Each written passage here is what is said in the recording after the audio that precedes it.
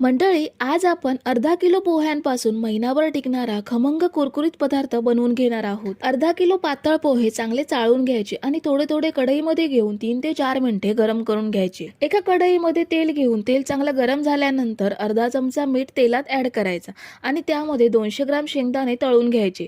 100 ग्राम सुक्या खोबऱ्याचे काप सोनेरी रंगात तळून घ्यायचे. 100 ग्राम फुटाण्याची डाळ 2 ते 3 मिनिटे तळून घ्यायची. 50 ग्राम काजू आणि 50 ग्राम बदाम सोनेरी होईपर्यंत तळून घ्यायचे. 50 ग्राम मनुका टम्म फुलेपर्यंत तळून घ्यायच्या.